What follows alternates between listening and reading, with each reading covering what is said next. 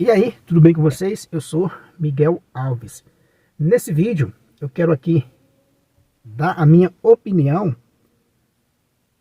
em relação a esse movimento polêmico, né, que está na igreja nesse momento, né, atual. Como entender, né, essas divergências entre nós católicos, né, entre as autoridades da igreja. Como entender essas divergências? Temos essa polêmica, né, esses dias, com relação a esse documento emitido pelo Vaticano, de que, veja, que não é apropriado, né, que é inoportuno esse termo dirigindo-se a Maria Santíssima, né, o termo de corredentora, ou medianeira de todas as graças. Mas o documento, eu não li pessoalmente, mas vi vários vídeos dos irmãos católicos, de padres, de professor Felipe Aquino. Vi vários vídeos dos irmãos católicos que, né, explicaram corretamente esse documento. Uma explicação satisfatória, que aqueles que buscam realmente, né, a unidade conseguem, né, entender. A gente vai conseguindo entender. Como é que eu entendo e compreendo, né, essas divergências? Essas divergências, né? É o título desse vídeo. Isso é bom a gente esclarecer, né? Porque aqueles recém-convertidos, aqueles que acabaram de chegar na Igreja Católica, vindo aí do protestantismo, do ateísmo, às vezes ficam apreensivo, porque são bombardeados pelos protestantes, pelos não católicos, dizendo: olha, cadê a unidade de vocês? Né? É título de vídeo do mais variáveis possíveis, né? Criticando a Igreja Católica. Os protestantes, né, deitando e rolando, né, nas suas criatividades. Cadê a unidade? Cadê a infalibilidade? Outro diz: não, a Igreja Católica não é unida e nem tem, né, credibilidade por parte dos protestantes. O sede vacantista vem também dizendo: olha, a Igreja, né, o Vaticano menospreza Maria, e assim por diante. Como é que eu entendo essa confusão toda, né? Como é que eu entendo? Meus irmãos, eu entendo a partir do texto bíblico. Lendo as Sagradas Escrituras, eu consigo entender essas divergências que está acontecendo, né, nos nossos dias. Por que eu entendo? Porque no próprio texto sagrado tem divergência. Né? Tem divergência de Paulo para Pedro, de Paulo para Tiago, tem divergência no Evangelho com relação às cartas. Tem alguns pontos de divergência, que você lê assim e diz: não, mas espera aí, nesse texto está dizendo uma coisa e no outro parece que está contrariando. Então veja, pelo o costume de ler as Sagradas Escrituras, eu consigo entender essas divergências que estão acontecendo nos nossos dias atuais, né? Então ficou aquela briga. O documento, né, está dizendo que não é oportuno, né, que é inoportuno esse título para Maria, de corredentora e de medianeira, né, de todas as graças. Ah, mas papas, né, anteriores, muitos vídeos, né, dizendo a papas anteriores, usaram esse termo. Sim, usaram esse termo. Mas os bons católicos que eu vi o vídeo deles, explicaram correto, né? E isso é um assunto, né, aberto. Houve um tempo que houve umas assinaturas para que o Papa João Paulo II, né, promulgasse esse dogma mariano, né, esse dogma de Maria, né, corredentora. E a gente sabe que não foi promulgado, né, esse dogma até hoje. Então é um assunto que está, né, aberto. A igreja Por exemplo, a igreja não proibiu ninguém de usar o termo, disse que era inoportuno. E aí muitos católicos também, né, nos comentários dizendo, não, vou continuar dizendo, vou continuar afirmando. Veja, essas divergências é do ser humano, é do ser humano. O que não pode haver, né, no meu ponto de vista, o ponto grave da coisa é quando há a ruptura. Lendo os textos sagrados, a gente vê discussões, né? Discussões, muitas disputas. Mas o grave, o terrível, podemos dizer, é quando há a ruptura. Né? É quando há a ruptura. Como eu disse, eu entendo a partir do texto sagrado. A gente sabe que há algumas divergências, né, no texto sagrado. Por exemplo, né, Paulo diz, né, o justo viverá pela fé. Há aqueles que acrescentam a palavra somente, né, aí diz, não, o justo viverá somente pela fé. São Tiago vai dizer, o homem, né, é justificado pelas obras, não somente pela fé. Não só pela fé. Então veja, quem está com a verdade? São Paulo ou São Tiago? Temos essa divergência. Para poder o quê? A gente fazer a interpretação correta e a gente chega a um consenso, a gente chega a um ponto de que tanto um quanto o outro está certo. Nenhum nem outro está errado. É preciso interpretar corretamente esse ponto. Então você que, meu irmão católico, né, que veio para a igreja recentemente, falo isso porque eu vi um comentário de alguém dizer isso. Olha, eu recentemente me converti ao catolicismo, mas está difícil essa situação, né? Nesses vídeos que eu andei vendo, eu vi um comentário assim, que a pessoa fazia esse lamento, né? Olha, eu vim para a igreja católica recentemente, mas está difícil, né, ser católico. Por quê? Porque ele é bombardeado pelos inimigos da igreja diante de uma divergência comum na igreja. Essa divergência que a gente está vendo agora, meu irmão, se por acaso você é um desses que está recente na igreja, está agora apavorado, com medo, nossa, os protestantes agora estão vindo com tudo para cima, dizendo, olha, cadê a infalibilidade do Papa? O Papa João Paulo II usou o termo corredentora várias vezes, e agora veio esse Papa dizer, divergir disso, aí você fica ali perdido. O que é que eu digo para você? Comece a ler o Evangelho, ler as cartas. Veja, vá anotando no caderno, quando você lê um texto e lembrar que já tinha lido um texto, que você vai ver ali uma divergência entre si. Um desses é o que eu acabei de falar, né? Nas cartas de Paulo, Paulo diz, o justo viverá pela fé. Nas cartas de Tiago, Tiago diz, o justo, o homem, será justificado pelas obras, não somente pela fé. Parece um ponto de contradição, parece uma divergência. Como eu disse, é preciso a gente analisar de perto. Né? Precisa a gente analisar de perto. A mesma coisa é agora esse assunto sobre Maria. É preciso a gente analisar de perto. E se a igreja está dizendo que é inoportuno usar esse termo, a gente tem que respeitar a igreja. A gente tem que respeitar a igreja. Maria tem 4 dogmas marianos na Santa Igreja. Perfeitamente. A gente entende os 4 dogmas marianos. Mas, por unanimidade, todos esses vídeos que eu vi dos irmãos católicos, por unanimidade a gente vê que cada um diz, cada um reconhece que na devoção mariana há um certo, né, exagero às vezes. Eu não estou me referindo a esse termo em si, né, de corredentora, de medianeira de todas as graças. Mas no movimento mariano, na devoção popular, nós não somos ingênuos. Há sim um exagero nessa devoção popular.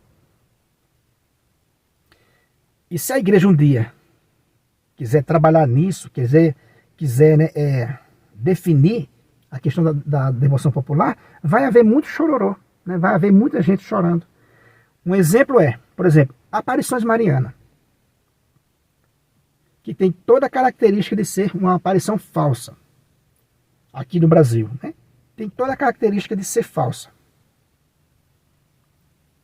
Se um dia, pode ser que não seja no nosso tempo, que a igreja, veja, a igreja para definir uma coisa, ela estuda muito tempo. Esse termo, né, sobre Maria, Maria Corredentora, isso já vem, né, há muitos anos, as pessoas querendo dogmatizar Maria Corredentora. Mas a igreja não emitiu ainda, né, não decretou ainda, né, esse dogma. Então veja, o porquê da chiadeira, né? Grande parte da chiadeira, o que é sede vacantista, é católico,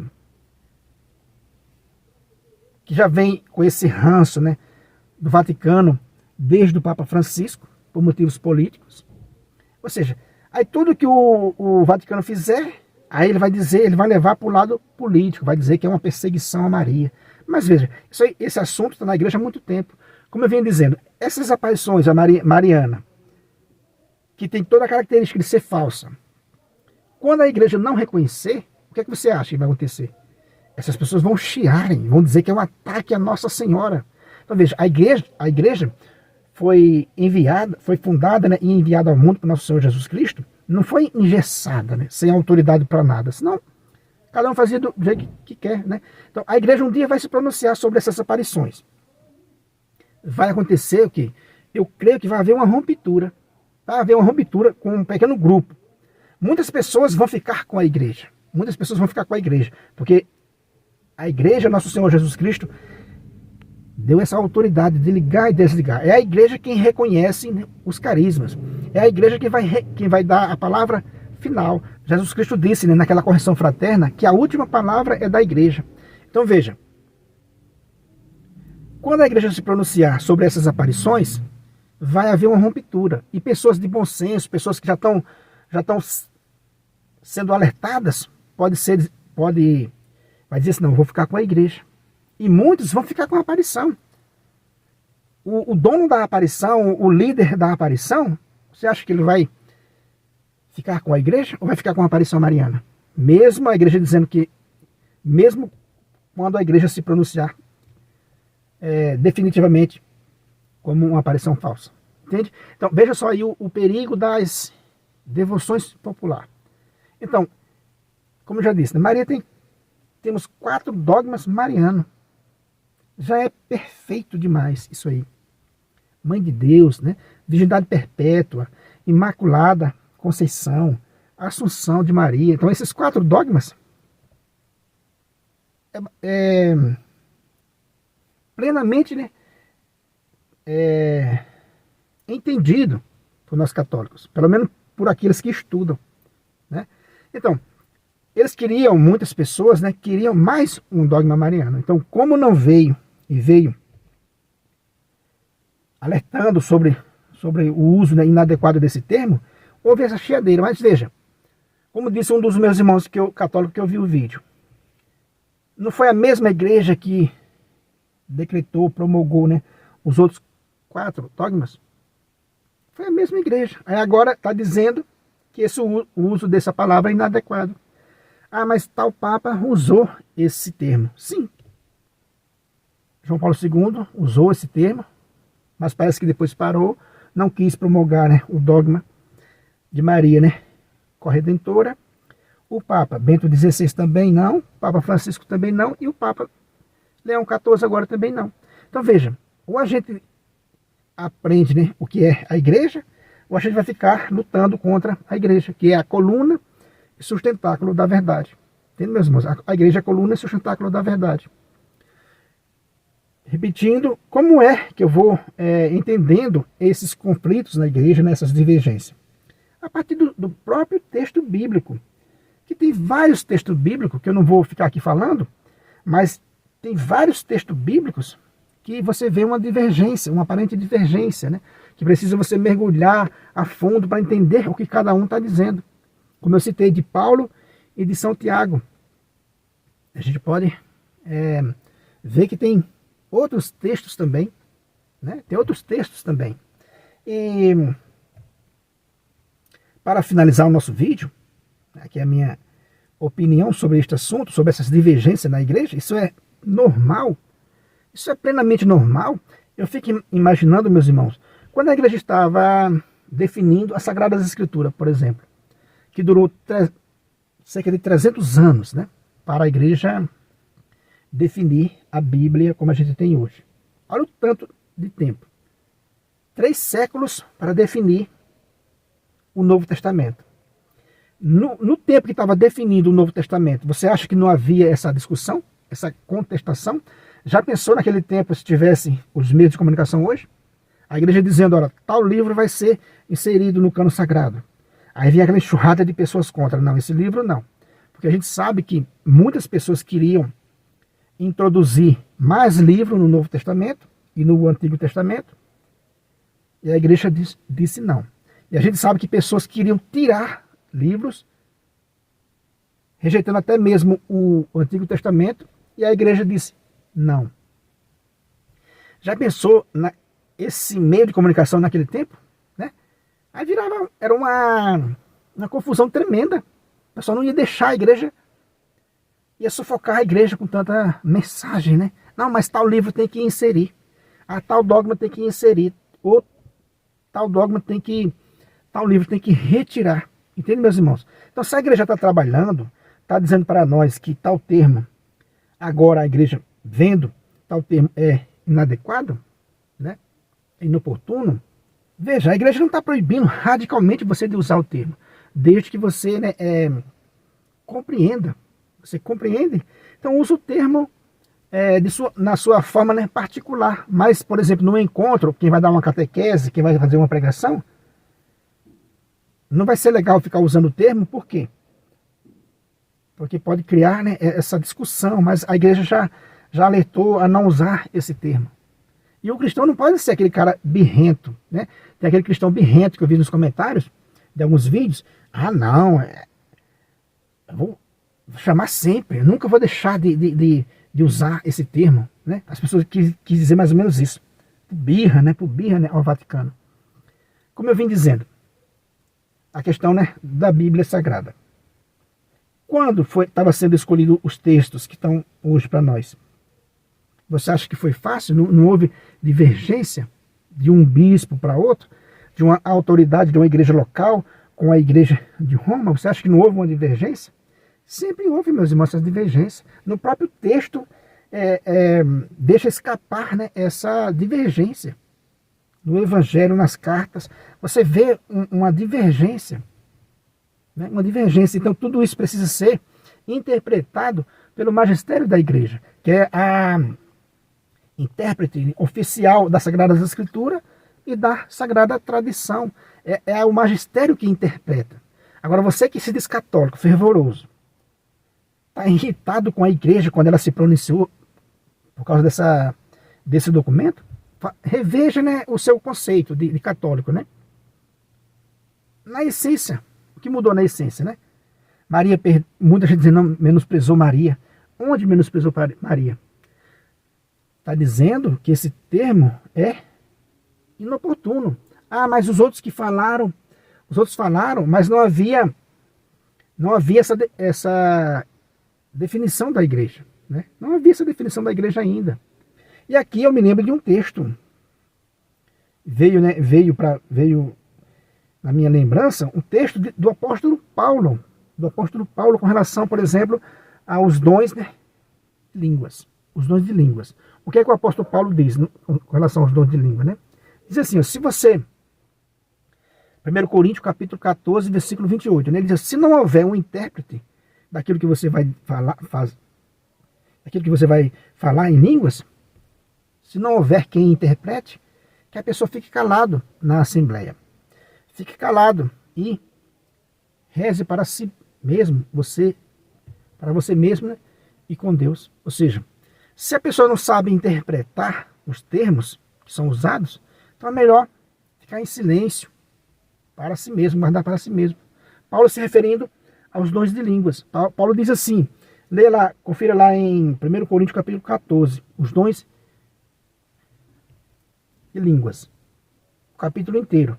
E Paulo diz assim, olha, eu sei mais do que vocês todos. Mas Paulo diz assim, eu prefiro falar 5 palavras para instruir também os outros, para instruir também a igreja, do que falar 10.000 que as pessoas não consigam entender em línguas. Né? Ou seja, de certo modo, Paulo está dizendo o quê? Paulo está dizendo, olha, esse termo, Paulo está dizendo assim, essa questão de orar em língua, é melhor ficar um pouco mais reservado para determinado momento, porque tem hora que pode ser inoportuno. Né? Você vai para o encontro, chega lá, a pessoa quer ficar só orando em língua o tempo todo, você vai entender o quê? Nada. Então, é inoportuno. Então, de certo modo, Paulo está alertando. Paulo está dizendo, eu prefiro falar 5 palavras que edifique a Assembleia, que eu entenda, do que 10.000 em língua. Olha, né, é por aí, é por esses textos que eu vou entendendo essas divergências na igreja. É por esses textos. Né? Quer dizer, é como se Paulo está alertando para o uso desse dom de línguas. Que hoje em dia a renovação carismática, às vezes, não observa muito esse texto. Né? Já chega numa reunião, num blá blá blá danado. Né? Quer dizer que, veja,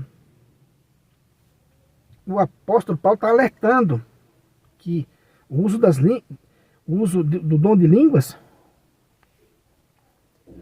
tem que saber explicar, tem que ter intérprete. Se não tiver intérprete, fique calado. Então, se você não sabe explicar corretamente o termo corredentora, então é melhor ficar calado.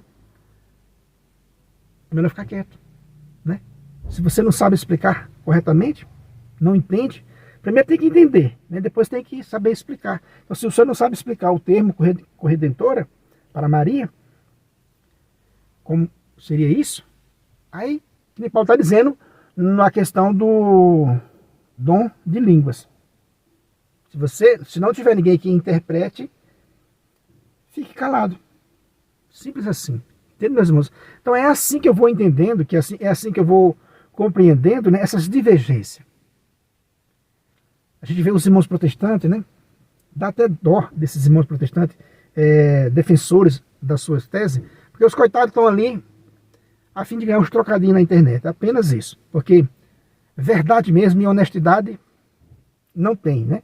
Já foram pegos, muitos desses famosos defensores protestantes já foram pegos, né, várias vezes mentindo, deformando o texto, escrevendo livros errados, e ainda tem a cara de pau de achar que é um bom defensor, de achar que sabe de alguma coisa, de querer vir criticar, né, a doutrina católica. Aí ele pega um termo e diz, olha, o tal Papa disse isso, o outro agora está dizendo isso. Cadê a infalibilidade? Ele diz assim, cadê a infalibilidade? Hein? Mesmo todos nós católicos já explicando a infalibilidade papal, é nesse contexto. Não é o Papa num avião dando uma entrevista, não é o Papa numa viagem fazendo uma entrevista qualquer que isso vai se tornar dogma, né? Que isso é um dogma de fé. Um Papa, tal ano disse isso, o outro disse aquilo. Tem que ver o contexto que ele disse. A gente está cansado de explicar isso aí. A questão da infalibilidade papal. Né? Mas esses defensores protestantes que não têm, né, responsabilidade com a verdade. Então ele solta a língua do jeito que ele quer. Né? Blasfema o tanto que ele quer. Aí eu pergunto, para finalizar o vídeo, eu pergunto. Se eles veem esse ponto de divergência entre nós católicos, que eles chamam de essas contradições entre nós católicos. Aí eu pergunto, e no protestantismo? Existe divergência, existe contradição ou não? Se na igreja, se até mesmo no texto bíblico, tem ponto de divergência, né?